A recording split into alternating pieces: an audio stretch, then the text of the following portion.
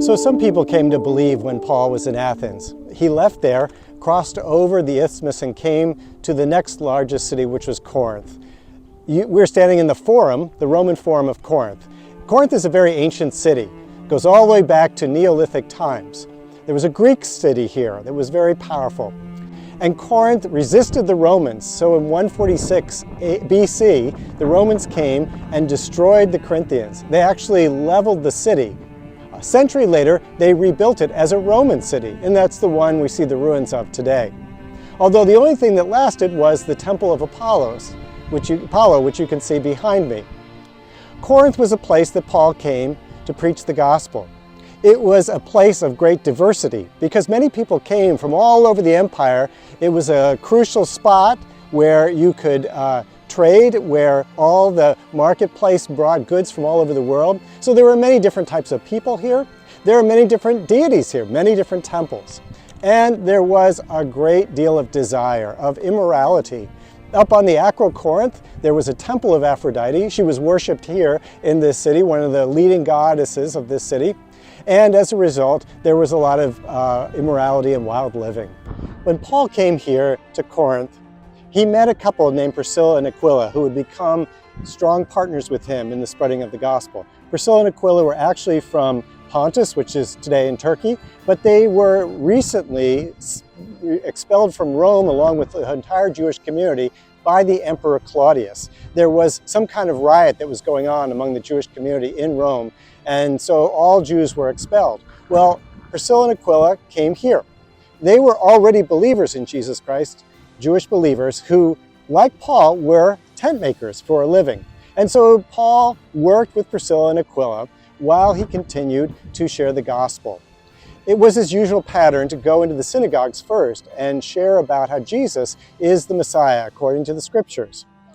Soon, Silas and Timothy came and joined him. They had been left up in Macedonia and Thessalonica. Now Paul could dedicate himself entirely to the teaching of the good news.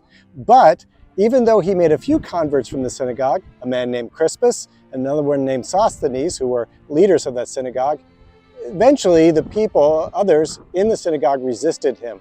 So he left the synagogue and actually went right next door to a house of Titius Justus, who was a Gentile that had become a believer in Christ. Paul continued to preach the good news here, and he stayed in Corinth 18 months. He had some converts, but also some resistance, as we'll soon see. One of the things that happened while Paul was here is he had a vision from Jesus, who said to him, "Paul, stay in this city. Don't be afraid to speak. I am with you. I have many believers in this city. You can trust in me." And so Paul stayed here longer than he did many other times.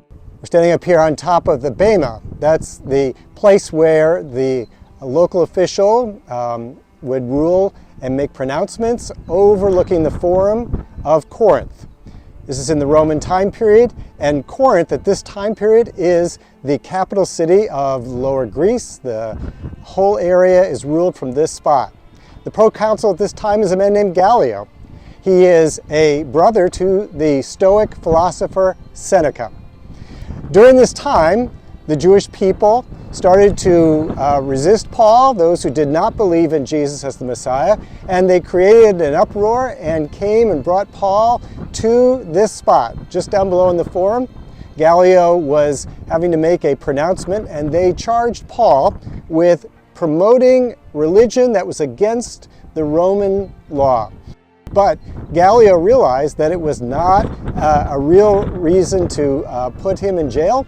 It was not against Roman law. It was an argument within the Jewish community. And so he said, I refuse to rule on this subject. And so Paul didn't have to say a word as he was standing down in the Forum. However, the other people started to beat one of the Jewish leaders, a man named Sosthenes, probably a ruler of the synagogue who was becoming a convert to Christianity. And therefore, they tried to get him instead, but this ended and Paul was able to continue preaching the gospel and sharing the good news here in Corinth. Paul left and went off to Ephesus with Priscilla and Aquila. Eventually, while he was there, sometime later, he received a letter from the Corinthians. And it talked about all sorts of different problems that are going on back at the church in Corinth. There was divisiveness. Some people said they wanted to be with Peter, some with Paul, some with Apollos. There were issues about competition between who had the best spiritual gifts. There were questions about the Lord's Supper and about sexual immorality. There were also questions even about the resurrection. And Paul answered each one of these questions in what we call 1 Corinthians.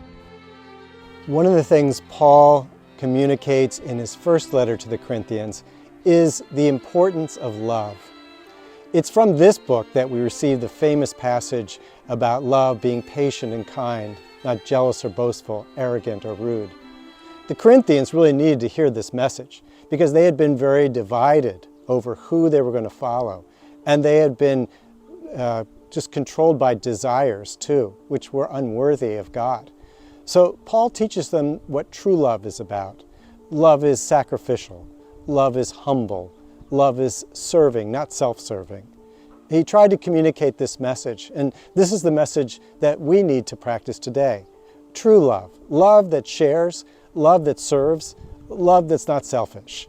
That's what Paul tried to get across to the Corinthians and what he still says to us today.